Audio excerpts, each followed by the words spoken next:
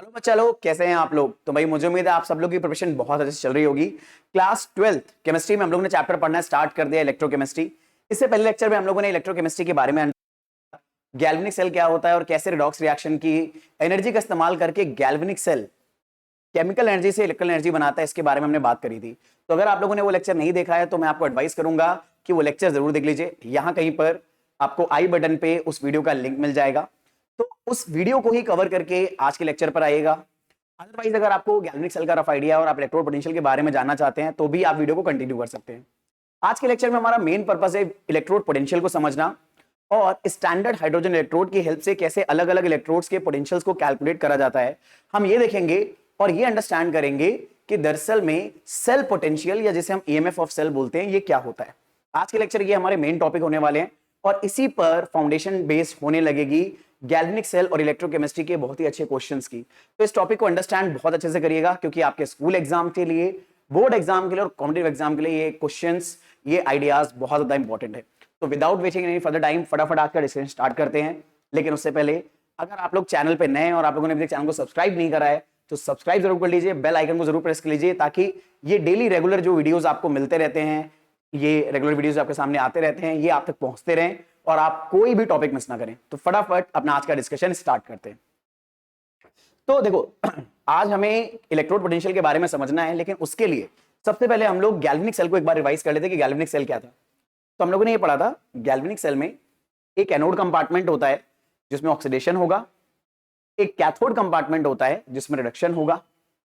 Anode compartment और cathode compartment में जो एलिमेंट्स की रॉड्स होती हैं, जो मेटल की रॉड्स होती हैं, इन्हें हम एक एक्सटर्नल वायर से कनेक्ट कर देते हैं और इन इलेक्ट्रोड्स को एक सॉल्ट ब्रिज से कनेक्ट कर देते हैं। और जैसे ही सेटअप को हम लोग ऑन करते हैं तो इस सेटअप में एनोड पर जो एटम्स प्रेजेंट है वो ऑक्सीडाइज होने लगते हैं। जैसे जिंक एनोड है तो जिंक एटम ऑक्सीडाइज होने लगता है और इलेक्ट्रॉन लूज करता है। ये इलेक्ट्रॉन मेटल पर से मूव करते हुए एक्सटर्नल सर्किट में मूव करते हैं और एक्सटर्नल सर्किट में मूव करते हुए वो कैथोड के ऊपर आते हैं।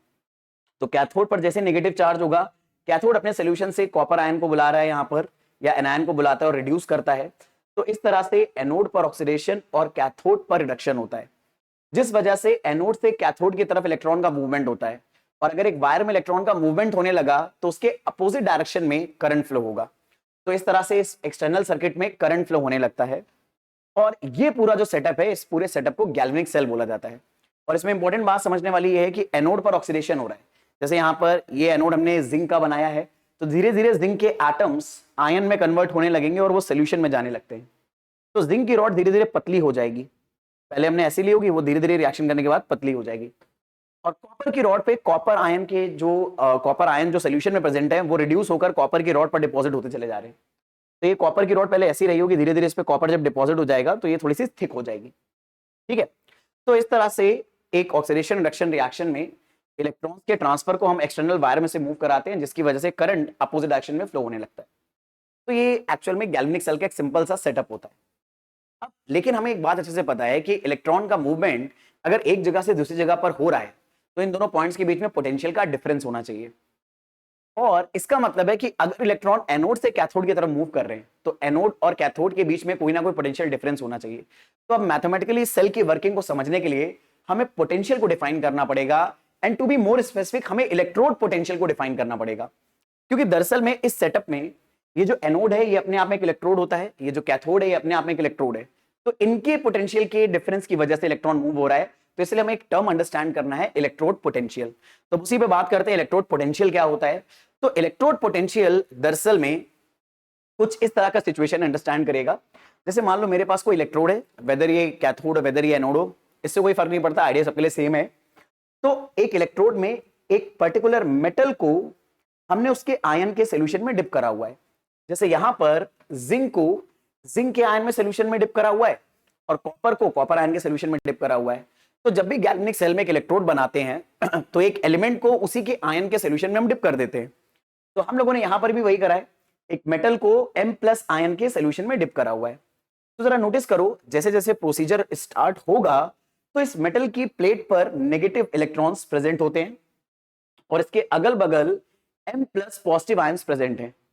तो एक तरह से नेगेटिव लेयर मेटल के ऊपर है और उसके अगल बगल पॉजिटिव आयंस की लेयर है। और ये पॉजिटिव आयंस कहां से आ रहे हैं? मेटल से आ रहे हैं। भाई ये मान लो हमारा इलेक्ट्रोड का मेटल वाला पीस है या मेटल वाली रॉड है, इस पे इलेक्ट्रॉन प्रेजेंट होंगे जो कि नेगेटिवली चार्ज हैं, और इसके अगल बगल नेगेटिव चार्ज होने की वजह से सॉल्यूशन से आ जाएंगे M+ आयन।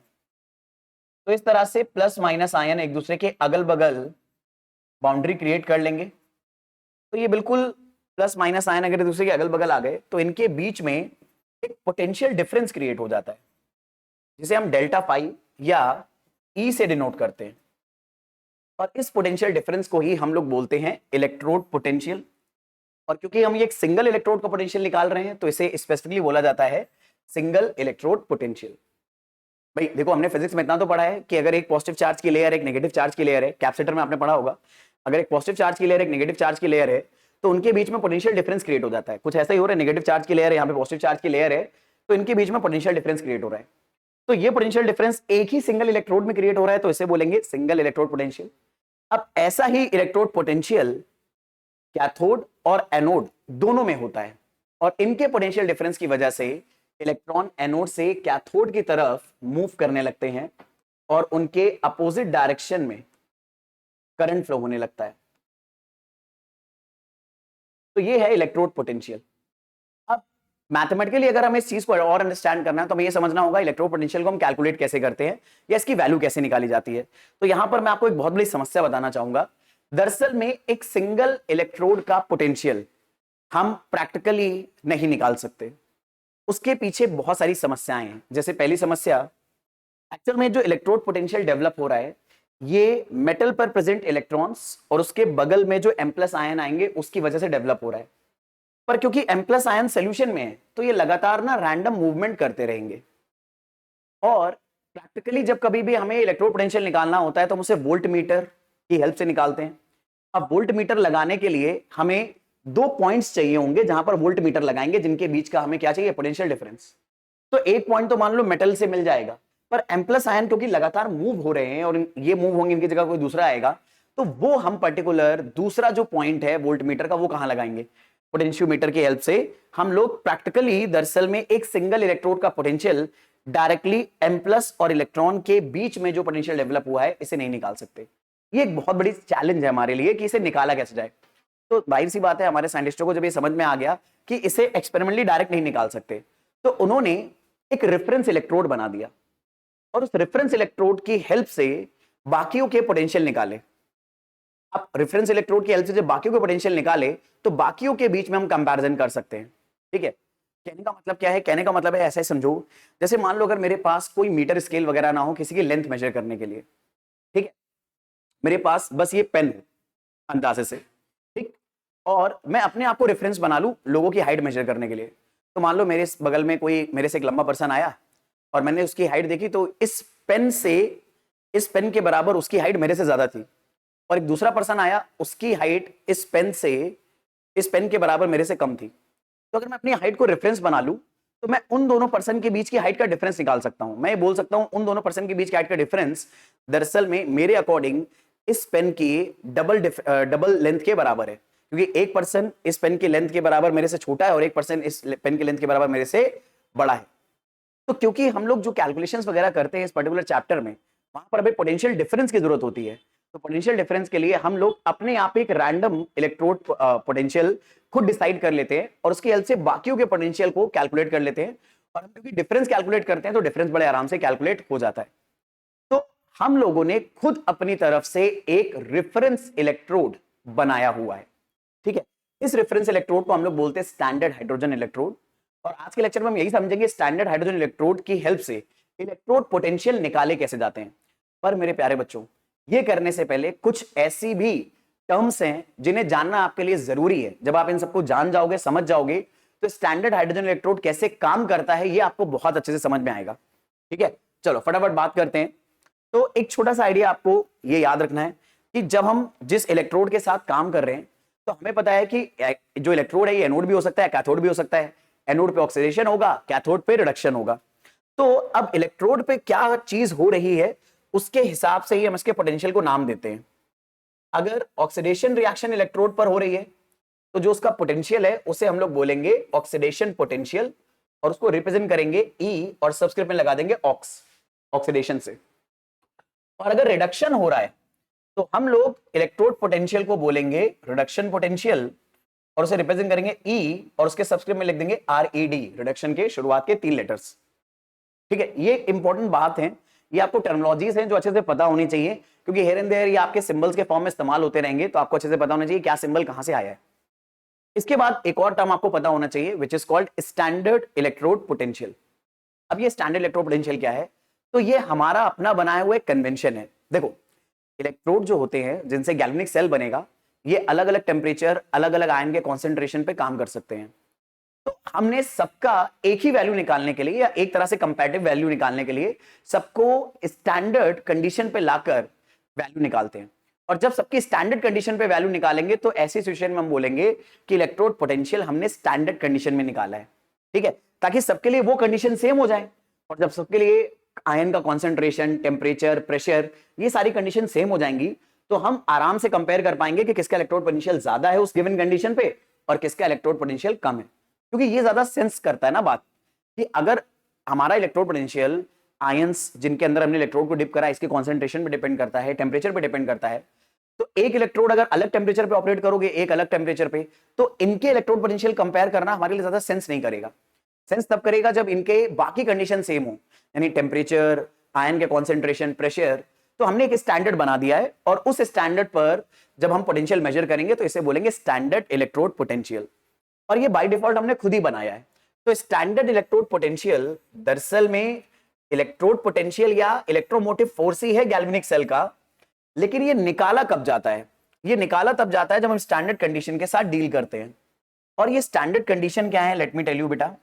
स्टैंडर्ड कंडीशन में ये जो हमारे इलेक्ट्रोड होते हैं, इसमें एक एलिमेंट को उसके आयन के सॉल्यूशन में डिप करा जाता है। जैसे जिंक को जिंक के आयन में डिप करा है और कॉपर को कॉपर के आयन में, या मरकरी को मरकरी के आयन में, या हाइड्रोजन को हाइड्रोजन के आयन में। तो हमें इन आयन का कॉन्सेंट्रेशन चाहिए होता है। तो स्टैंडर्ड कंडीशन में कॉन्सेंट्रेशन हमेशा हमें आयंस का लेना होगा 1 मोल पर लीटर या 1 मोलर। टेम्परेचर जिस पर हम सेल ऑपरेट कराएंगे ये 25 डिग्री सेल्सियस लेंगे या 298 केल्विन लेंगे।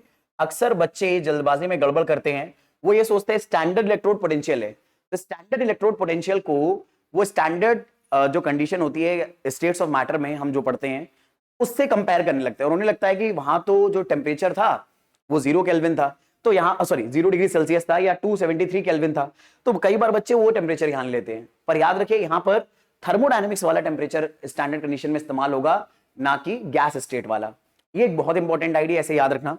कॉन्सेंट्रेशन पता चल गया, टेम्परेचर पता चल गया। कई बार जब हम इलेक्ट्रोड के साथ काम करेंगे तो ये इलेक्ट्रोड गैस फॉर्म में होंगे मेरे बच्चे, और अगर ये इलेक्ट्रोड गैस फॉर्म में होंगे तो कई बार हमें गैसेस के प्रेशर के साथ डील करना पड़ेगा।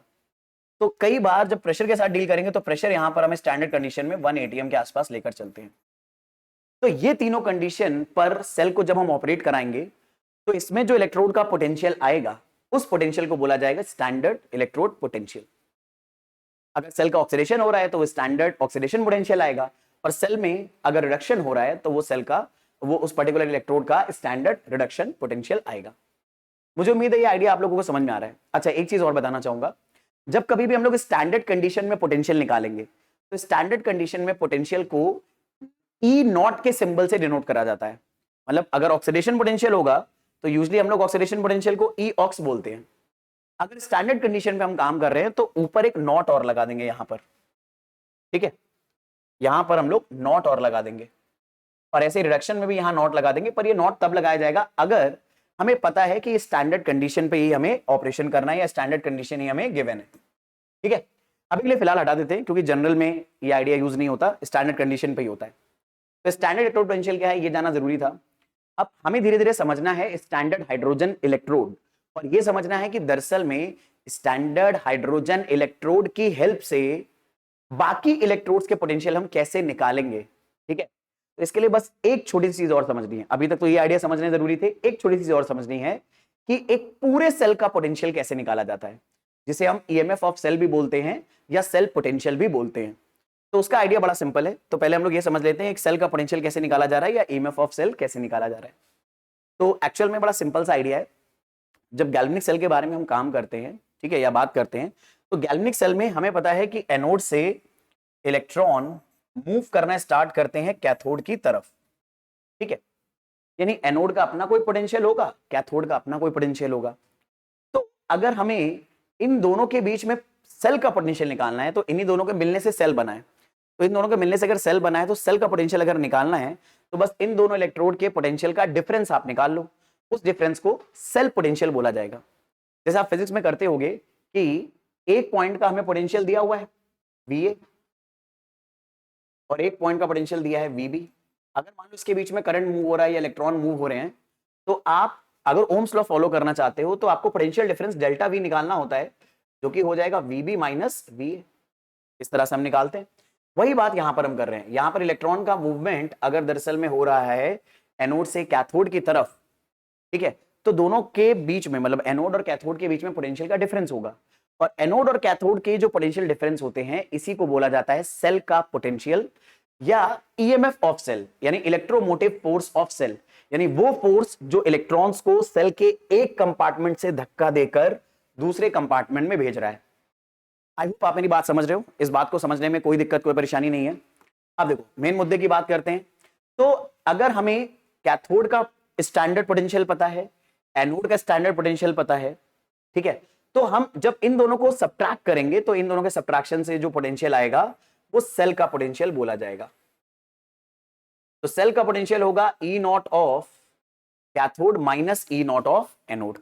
ये बहुत ही इंपॉर्टेंट फॉर्मूला है हमारे लिए मेरे प्यारे बच्चों, इसे ध्यान रखना प्लीज, भूलना नहीं, ठीक है। पर इस फॉर्मूले में मैं आपको एक छोटा सा पॉइंट और मेंशन करता हूं, और मैं आपको एक बात बता रहा हूं, अगर मेरी बात ध्यान से सुनेंगे तो सिली मिस्टेक कम होंगी इस क्वेश्चन के, इसके पर्टिकुलर चैप्टर के अंदर। अदरवाइज कई बार आप सिली मिस्टेक करोगे, और ये ना आपके फ्रेंड्स भी कई बार करते हैं, तो अगर आप सीख जाना तो उनको भी बता देना, ठीक है। चलो क्या है बात सुनना। जब हम ये फॉर्मूला अप्लाई करते हैं कि सेल का जो ईएमएफ है वो कैथोड के ईएमएफ और एनोड के ईएमएफ या कैथोड के पोटेंशियल और एनोड के पोटेंशियल के डिफरेंस के बराबर है, तो एक बात यहां पर बस हमें याद रखनी है कि ये फॉर्मूला जब बनाया गया है तो दरअसल में कैथोड का भी रिडक्शन पोटेंशियल लिया गया है और एनोड का भी रिडक्शन पोटेंशियल ही लिया गया है, जबकि एनोड पे होता ऑक्सीडेशन है, लेकिन इस फॉर्मूले को बनाते टाइम हम दरअसल में रिडक्शन पोटेंशियल ही लेते हैं। तो आपके मन में एक सवाल आ रहा होगा ऐसा करते क्यों है? तो ऐसा करते हैं भैया आईयूपीएसी की वजह से, क्योंकि आईयूपीएसी ने जब हम स्टैंडर्ड पोटेंशियल के बारे में बात करते हैं तो हमारे ऊपर एक बाउंडेशन और लगा दी है। जैसे मैंने जब आपको स्टैंडर्ड पोटेंशियल के बारे में बात बताई थी, स्टैंडर्ड इलेक्ट्रोड पोटेंशियल के बारे में, तो मैंने आपको बताई थी स्टैंडर्ड इलेक्ट्रोड पोटेंशियल में हम लोग जो इलेक्ट्रोड्स होंगे उसे उसके अंदर आयन का कॉन्सेंट्रेशन 1 मोल पर लीटर लेंगे, टेम्परेचर 25 डिग्री सेल्सियस लेंगे, प्रेशर अगर है तो 1 एटीएम लेंगे। इसके साथ साथ दरअसल में आईयूपीएसी ने एक बाउंडेशन और मारी हमारे ऊपर, वो ये मारी कि अगर हमें सेल्स के स्टैंडर्ड इलेक्ट्रोड पोटेंशियल डिफाइन करने हैं तो वो हमेशा रिडक्शन के टर्म में ही करने होंगे। आप एक्चुअल में निकाल तो ऑक्सीडेशन के टर्म में भी सकते हो और निकलेगा भी, लेकिन आईयूपीएसी ने कन्वेंशन डाल दिया कि जब भी हम ये पोटेंशियल एक्सप्लेन करेंगे दुनिया को, वो हमेशा रिडक्शन के टर्म में ही करेंगे। तो मजबूरी में ऑक्सीडेशन होता है एनोड में, हमें पता है, बट फिर भी इस फॉर्मूले में जब हम पोटेंशियल रखेंगे एनोड का, वो रिडक्शन वाले ही रखेंगे। तो हमारे मन में एक सवाल आना लाजमी है कि एनोड पर अगर ऑक्सीडेशन होता है और हम ऑक्सीडेशन पोटेंशियल निकालेंगे तो रिडक्शन पोटेंशियल पता कैसे चलेगा? तो एक्चुअल में एक बड़ा सिंपल आइडिया होता है, किसी भी एक इलेक्ट्रोड में, चाहे वो एनोड हो चाहे वो कैथोड हो, ठीक है, उसके ऑक्सीडेशन पोटेंशियल का उसके रिडक्शन पोटेंशियल के साथ एक रिलेशन होता है। किसी भी इलेक्ट्रोड का ऑक्सीडेशन पोटेंशियल उसके रिडक्शन पोटेंशियल का एडिटिव इनवर्स होता है। एडिटिव इनवर्स का मतलब है कि रिडक्शन पोटेंशियल में अगर माइनस का मल्टीप्लाई करोगे तो ऑक्सीडेशन पोटेंशियल आ जाएगा, और ऑक्सीडेशन पोटेंशियल में माइनस का मल्टीप्लाई करोगे तो रिडक्शन पोटेंशियल आ जाएगा। किसी भी इलेक्ट्रोड के ऑक्सीडेशन और रिडक्शन पोटेंशियल में ये रिलेशन एग्जिस्ट करता है। और अगर ये रिलेशन एग्जिस्ट करता है तो मान लो अगर हमें एनोड का ऑक्सीडेशन पोटेंशियल भी पता है, मान लो आपको एनोड का ऑक्सीडेशन पोटेंशियल पता है, तो बस उसमें माइनस का मल्टीप्लाई करना, उस एनोड का रिडक्शन पोटेंशियल आ जाएगा, और वही रिडक्शन पोटेंशियल हमें यहां पर पुट करने होते हैं। ये परेशानी क्यों हुई है? क्योंकि ये भाई आईयूपीएसी ने क्रिएट करा है। इसका फायदा ही मिलता है, मतलब कई बार हमें लगता है कि यार ये तो काम बढ़ गया, ठीक है बड़ा है, पर इसका फायदा बहुत मिलता है। तो वो फायदा भी आपको आने वाले टाइम में पता चलेगा। तो मुझे उम्मीद है ये बात तो अभी आपको समझ में आ रही होगी, इस बात को समझने में कोई भी दिक्कत नहीं है, ठीक है। चलो आगे बात करते हैं, अब अपने मेन मुद्दे पर आते हैं। अब हम ये समझेंगे स्टैंडर्ड हाइड्रोजन इलेक्ट्रोड क्या है और स्टैंडर्ड हाइड्रोजन इलेक्ट्रोड कैसे हमें हेल्प करता है बाकी इलेक्ट्रोड्स के इलेक्ट्रोड पोटेंशियल निकालने में। मैं आपको पहले भी बता चुका हूं, इलेक्ट्रोड, एक सिंगल इलेक्ट्रोड का इलेक्ट्रोड पोटेंशियल निकालना एक्सपेरिमेंटली हमारे लिए वाइबल नहीं है, पॉसिबल नहीं है। इसीलिए हमने एक रेफरेंस इलेक्ट्रोड बनाया है और उस रेफरेंस इलेक्ट्रोड का नाम है स्टैंडर्ड हाइड्रोजन इलेक्ट्रोड। और आपको एक बात बताता हूं, ऐसा कोई रूल नहीं है कि हमें हाइड्रोजन ही बनाना था, बल्कि मैं आपको एक बात बताता हूं, कई बार जो इलेक्ट्रोड्स, जो स्टैंडर्ड इलेक्ट्रोड है, कई बार हाइड्रोजन नहीं, कई बार वो मरकरी लिया जाता है।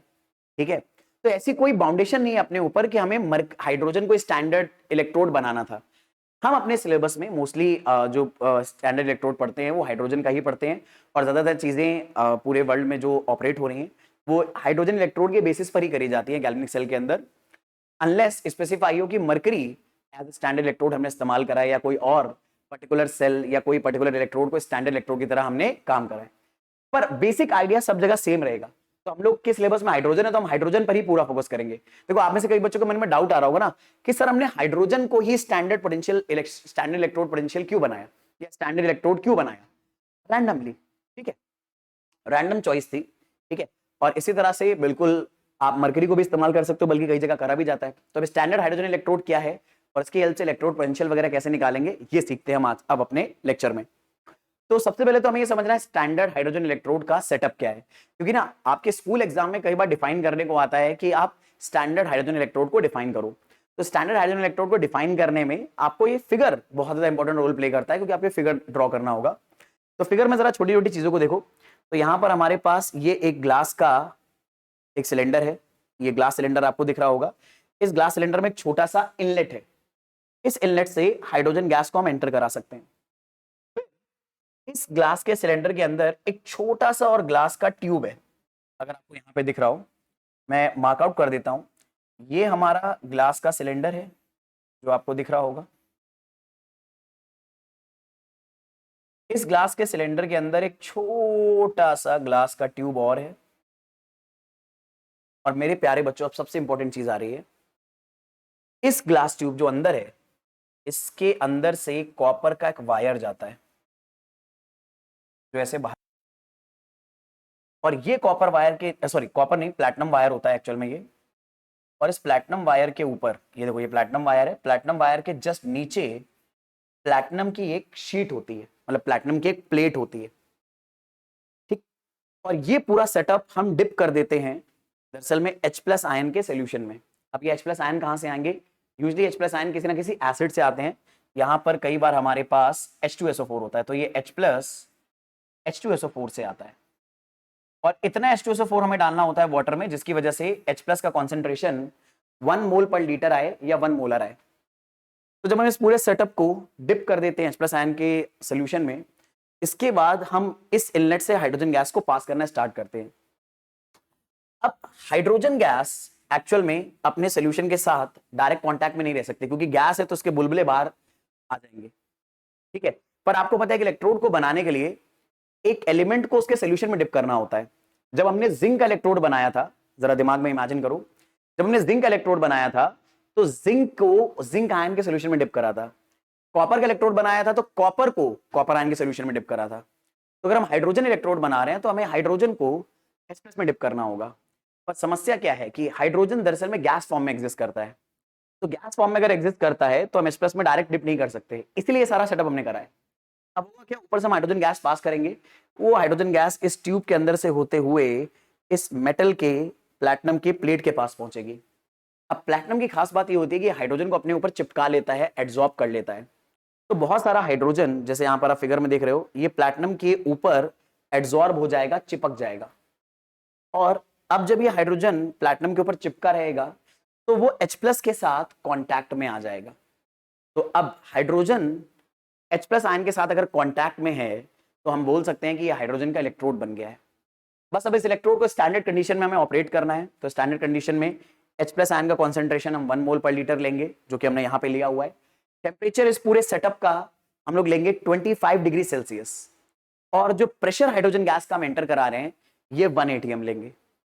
तो इस पूरे इलेक्ट्रोड को बोला जाएगा स्टैंडर्ड हाइड्रोजन इलेक्ट्रोड, या शॉर्ट फॉर्म में से बोला जाता है SHE। अब यहां पर एक बड़ी इंपॉर्टेंट बात मैं आपको बताना चाहूंगा मेरे बच्चे, ये SHE हमारे पास आ गया, ठीक है, ये हमारे पास है स्टैंडर्ड हाइड्रोजन इलेक्ट्रोड। या फिर इसे हम लोग बोलेंगे SHE, स्टैंडर्ड हाइड्रोजन इलेक्ट्रोड, या ये हो गया हमारे पास SHE। और इस स्टैंडर्ड हाइड्रोजन इलेक्ट्रोड का इलेक्ट्रोड पोटेंशियल हमने रैंडमली 0 अज्यूम करा, ठीक है। जैसे अगर मैं बाकी लोगों की हाइट अपनी हाइट के कंपैरिजन में मान रहा हूं, तो मैं अपनी हाइट को 0 बोल दे रहा हूं, तो जो मेरे से लंबा होगा उसकी हाइट को मैं पॉजिटिव बोल दूंगा, जो मेरे से कम हाइट का होगा मैं उसकी हाइट को नेगेटिव बोल दूंगा। पेन के लेंथ के कंपैरिजन में बोल दो या किसी और स्केल के कंपैरिजन में बोल दो। तो ऐसे हम लोगों ने इस हाइड्रोजन इलेक्ट्रोड का जो इलेक्ट्रोड पोटेंशियल है ये रैंडमली 0 लिया हुआ है। अब हाइड्रोजन इलेक्ट्रोड के साथ कहानी एक बड़ी इंटरेस्टिंग है। ये अलग अलग इलेक्ट्रोड के कंपैरिजन में ऑक्सीडाइज भी हो सकता है, रिड्यूस भी हो सकता है। जैसे अगर मैं मान लो लोगों की हाइट कंपेयर करने के लिए अगर एक पैमाना हूं, मैं एक स्केल हूं, तो कुछ लोगों की हाइट मेरे से कम हो सकती है यानी मैं उनसे लंबा हूं, और कुछ लोगों की हाइट मेरे से ज्यादा हो सकती है यानी मेरी हाइट उनसे कम है। सिमिलरली हाइड्रोजन के केस में कई बार ऐसा होगा कि दूसरे कंपाउंड के कंपैरिजन में हाइड्रोजन ऑक्सीडाइज होगा, और कई बार दूसरे कंपाउंड के कंपैरिजन में हाइड्रोजन रिड्यूस होगा। अब चाहे ऑक्सीडाइज हो चाहे रिड्यूस हो, 0 इसका पोटेंशियल हमेशा लिया जाएगा, लेकिन इसके ऑक्सीडेशन और रिडक्शन की रिएक्शन बदल जाती हैं, और यही चीज हमारे लिए बड़ा इंपॉर्टेंट है। तो अगर हाइड्रोजन ऑक्सीडाइज हो रहा है,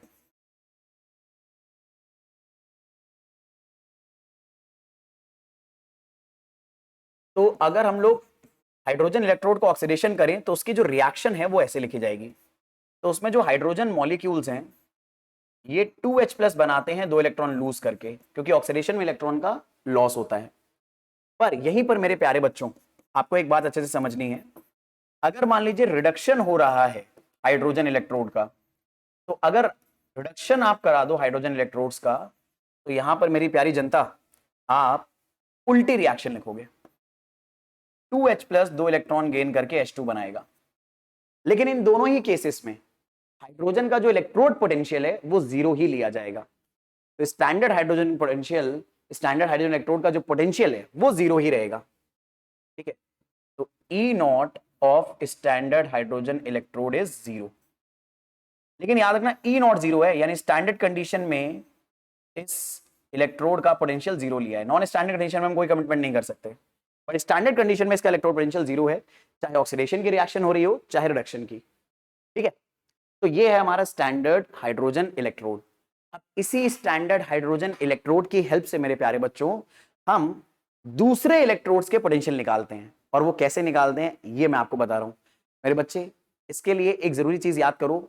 मैंने आपको पहले बताया है कि दरअसल में जो वोल्ट मीटर होते हैं जो 2 पॉइंट्स के बीच का पोटेंशियल डिफरेंस निकालते हैं इलेक्ट्रिक सर्किट में, वो दरअसल में 2 पॉइंट्स के बीच का पोटेंशियल डिफरेंस बताते हैं। वो ये नहीं बता सकते कि इसका पोटेंशियल इतना है इसका पोटेंशियल इतना है, वो दोनों पॉइंट्स के बीच का पोटेंशियल डिफरेंस बताते हैं। अब अगर उनमें से हम एक को 0 मान लेंगे तो दूसरे का पोटेंशियल अपने आप मैथमेटिकली आराम से निकल आएगा। कैसे निकलेगा वो मैं आपको बताता हूं, ठीक है। तो अब मैं आपको यही बताने वाला हूं कि कैसे हम लोग इलेक्ट्रोड पोटेंशियल SHE यानी स्टैंडर्ड हाइड्रोजन इलेक्ट्रोड की हेल्प से निकालते हैं।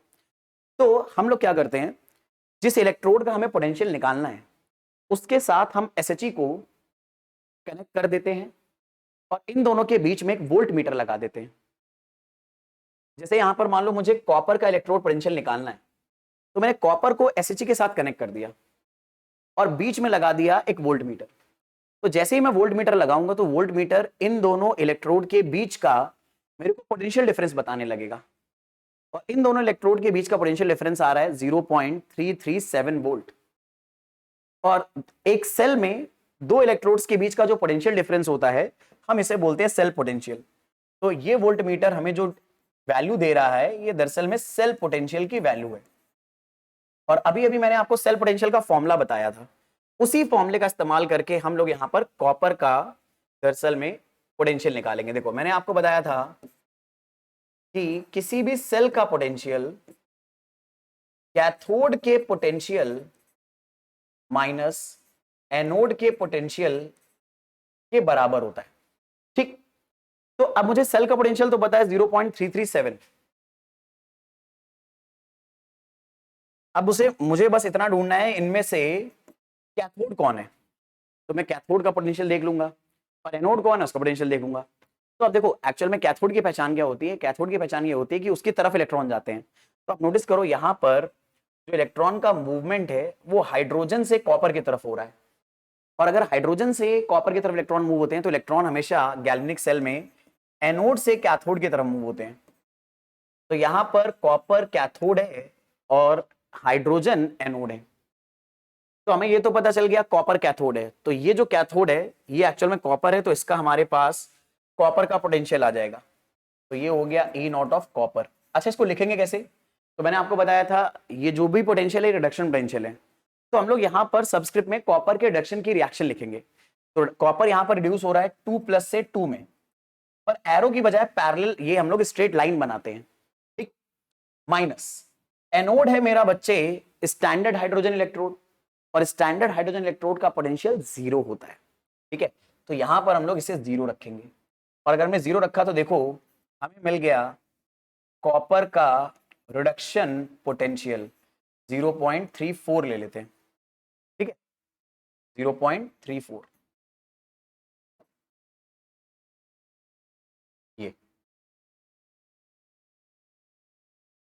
ये बड़ा इंपॉर्टेंट है, मैंने 0.337 को राउंड ऑफ कर दिया, 0.34 ले लिया। तो इस तरह से हमने कॉपर का रिडक्शन पोटेंशियल निकाल लिया एसएचई की हेल्प से। और यहाँ पे एक बड़ी इंपॉर्टेंट बात बताऊंगा, देखो कॉपर का रिडक्शन पोटेंशियल आ रहा है पॉजिटिव 0.34 और हाइड्रोजन का है 0, तो ज्यादा किसका हुआ? कॉपर का। और कॉपर यहाँ पर किसकी तरह काम कर रहा है? कैथोड की तरह। तो आपको एक बात बताता हूं, गैल्वेनिक सेल में कैथोड हमेशा वो इलेक्ट्रोड बनता है जिसका इलेक्ट्रोड पोटेंशियल ज्यादा हो, और जितना ज्यादा इलेक्ट्रोड पोटेंशियल होगा उसके कैथोड बनने के चांस उतने ही ज्यादा होंगे। तो अगर मान लो आपके पास बहुत सारी एक टेबल है, उस टेबल में बहुत सारे इलेक्ट्रोड पोटेंशियल लिखे हुए हैं और आपको उनमें से कैथोड चूज करना है, तो आप खुद बोलोगे कि कैथोड वो इलेक्ट्रोड होगा जिसका रिडक्शन पोटेंशियल सबसे ज्यादा है, ठीक है। ये बड़ी इंपॉर्टेंट बात होती है ये आइडेंटिफाई करने के लिए कि कैथोड और एनोड को पहचाना कैसे जाए इलेक्ट्रोड पोटेंशियल के बेसिस पर। तो कैथोड का इलेक्ट्रोड पोटेंशियल हमेशा एनोड से ज्यादा होगा, ये एक बहुत इंपॉर्टेंट आइडिया है। लेकिन हम बात कर रहे हैं रिडक्शन पोटेंशियल्स की, ये बहुत इंपॉर्टेंट बात है। कई बार बच्चे ऊपर ऊपर से चीजों को समझ जाते हैं, लेकिन कई बार छोटे छोटे पॉइंट्स नहीं समझते। जैसे आप ये अंडरस्टैंड नहीं करते कि भाई यहां पर सारी बात ना रिडक्शन पोटेंशियल के टर्म में हो रही है, जो भी हम टर्म्स पकड़ रहे हैं ये सारे के सारे रिडक्शन पोटेंशियल के लिए ही बात कर रहे हैं हम, ठीक है। चलो अपने डिस्कशन को आगे बढ़ाते हैं। ऐसे देखो यहां पर हम जिंक का इलेक्ट्रोड पोटेंशियल निकालना चाह रहे हैं। अरे यार खामा कहीं मच्छर परेशान कर रहा है, ठीक है। देखो हम लोग जिंक इलेक्ट्रोड पोटेंशियल निकालना चाह रहे हैं, तो हम लोग यहां कर रहे हैं H+, यानी ये जो हमारा हाइड्रोजन इलेक्ट्रोड है इसके साथ जिंक को हमने कनेक्ट करा, इसको एक्सटर्नल बैटरी से कनेक्ट करा और इसके बीच में हमने लगा दिया वोल्ट मीटर। अब वोल्ट मीटर हमें रीडिंग दे रहा है 0.76, यानी इस पूरे सेल में जो जिंक और स्टैंडर्ड हाइड्रोजन इलेक्ट्रोड से बना है उसका पोटेंशियल डिफरेंस है ई नॉट सेल हमें दिया हुआ है 0.76 वोल्ट। पर हमें यह बताया कि यही ई नॉट वैल्यू किसके बराबर होगी? E naught cathode minus E naught anode. अब कई बार बच्चे ये सोचते हैं कि सर पिछले केस में ना कैथोड एनोड हमारा हाइड्रोजन था, तो इस केस में भी हाइड्रोजन होगा। ऐसा नहीं है, आराम से सोचना पड़ता है हमें। देखो इलेक्ट्रॉन का मूवमेंट कहां से कहां है? इलेक्ट्रॉन का मूवमेंट जिंक से एसएचई की तरफ है। तो आपको पता है इलेक्ट्रॉन मूव होना स्टार्ट होते हैं एनोड से और जाते हैं कैथोड पर। तो यहां पर जिंक एनोड है और एसएचई कैथोड है। तो अगर ये वैल्यूज हमें दे रखी हैं, जिंक एनोड है और हमारा एसएचई कैथोड है, तो जो सेल पोटेंशियल है वो 0.76 जो है, अगर हम लोग उसको सॉल्व करें तो कैथोड का जो पोटेंशियल है, जो कि इस केस में हमारे पास एसएचई है, वो 0 हो जाएगा। और माइनस ई नॉट हमें एनोड जो कि हमारा जिंक है, तो हमें जिंक के पोटेंशियल को यहां लिखना है। लेकिन याद रखना ये सारे पोटेंशियल रिडक्शन है, तो रिडक्शन पोटेंशियल हम लिखते कैसे हैं वो बड़े प्यार से समझो। हमें यहां पर रिप्रेजेंटेशन में रिडक्शन पोटेंशियल ही लिखना होता है। तो जिंक 2+ जिंक में रिड्यूस हो रहा है, तो इसके सबस्क्रिप्ट में हम लिख देंगे जिंक 2+, ये स्ट्रेट लाइन और साथ में जिंक। इस पूरे सिंबल का मतलब होता है जिंक इलेक्ट्रोड का स्टैंडर्ड इलेक्ट्रोड पोटेंशियल। क्योंकि ई के ऊपर नॉट लगा, इसका मतलब है हम डील कर रहे हैं स्टैंडर्ड इलेक्ट्रोड पोटेंशियल के साथ। अब यहां से अगर हम लोग जिंक का स्टैंडर्ड इलेक्ट्रोड पोटेंशियल निकालें तो मेरी प्यारी जनता मुझे ये क्या मिल जाएगा? ये मिल जाएगा माइनस जिंक का इलेक्ट्रोड पोटेंशियल 0.76 वोल्ट आ रहा है। तो सिर्फ अगर जिंक का इलेक्ट्रोड पोटेंशियल निकालना हो मेरे को रिडक्शन, ये 2 है, तो ये आ जाएगा -0.76। अब देखो जिंक का इलेक्ट्रोड पोटेंशियल आया -0.76, जबकि हाइड्रोजन का कितना आ रहा है? 0। तो हाइड्रोजन से तो एक कम है ना। और मैंने क्या बताया था दो इलेक्ट्रोड में से जिसका पोटेंशियल ज्यादा होगा वो कैथोड बनेगा। हाइड्रोजन का इलेक्ट्रो पोटेंशियल 0 और हमारे जिंक का इलेक्ट्रो पोटेंशियल है -0.76, तो माइनस वाला नंबर तो कम होगा। तो इसलिए जिन इलेक्ट्रोड के पोटेंशियल कम होते हैं वो एनोड बनेंगे और जिनके ज्यादा होते हैं वो कैथोड बनेंगे। ज्यादा का मतलब 0 भी होगा तो भी चलेगा, क्योंकि ये एब्सोल्यूट वैल्यू नहीं है, ये इन दोनों के पॉइंट्स के बीच का क्या है, मतलब जस्ट बस ये दोनों इन दोनों पॉइंट्स के बीच का पोटेंशियल डिफरेंस निकालने का आइडिया है। ठीक है, I hope you are getting this idea. चल, अब इस तरह से हम लोग क्या कर सकते हैं, ऐसे हाइड्रोजन इलेक्ट्रोड अलग अलग इलेक्ट्रोड के साथ लगाओ, बीच में वोल्टामीटर लगाओ, इस फॉर्मूले को अप्लाई करो और उन सबके स्टैंडर्ड रिडक्शन पोटेंशियल हम लोग निकाल सकते हैं। तो ये सारे पोटेंशियल आपके लिए ऑलरेडी निकाल दिए गए हैं और इन्हें एक जगह कंपाइल कर दिया गया और एक सीरीज बना दी गई है, और इस सीरीज को हम लोग बोलते हैं इलेक्ट्रोकेमिकल सीरीज। इलेक्ट्रोकेमिकल सीरीज दरअसल में इलेक्ट्रोड के स्टैंडर्ड हाइड्रोजन पोटेंशियल्स को कलेक्ट करके बनाई गई है। इंक्रीजिंग ऑर्डर में भी आप बना सकते हो, डिक्रीजिंग ऑर्डर में बना सकते हो। तो जो सीरीज है वो कुछ ऐसी दिखती है आपको। ठीक है, तो ये स्टैंडर्ड रिडक्शन पोटेंशियल्स हैं अलग अलग इलेक्ट्रोड के, और उस इलेक्ट्रोड पे क्या रिएक्शन होने वाली है वो यहां पर बताई गई है। जैसे ये हमारा फ्लोरीन इलेक्ट्रोड है और फ्लोरीन इलेक्ट्रोड में F2 2 इलेक्ट्रॉन गेन करके 2F- बनाएगा, ऐसे Ag+ एक इलेक्ट्रॉन गेन करके Ag बनाएगा, और अगर इस इलेक्ट्रोड का आपने इस्तेमाल करा तो इसका इलेक्ट्रोड पोटेंशियल है 0.80।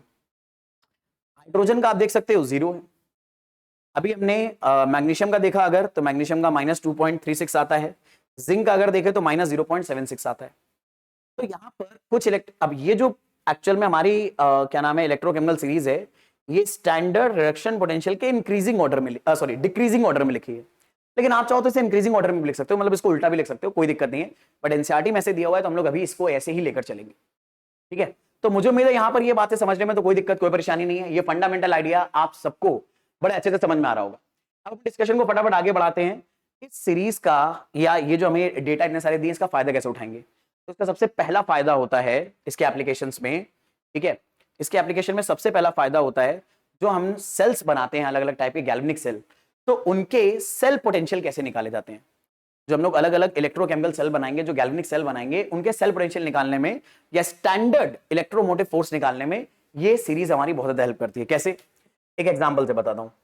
मान लीजिए मेरे पास एक मैग्नीशियम और कॉपर के बीच में बनाया हुआ गैल्वेनिक सेल है, और अगर आपको ये नहीं पता कि ये रिप्रेजेंटेशन क्या है, तो भाई मैं फिर से आपको एडवाइस करूंगा जाके पहला लेक्चर जरूर देखिए। आई बटन पे यहां पर उस पहले लेक्चर का लिंक आ रहा होगा जहां पर मैंने सारी बेसिक बातें आपको बताई हैं। तो ये हमारा एक ऐसा सेल है जो मैग्नीशियम और कॉपर से मिलकर बना है। इसमें बाय कन्वेंशन मैग्नीशियम एनोड होगा और कॉपर कैथोड होगा।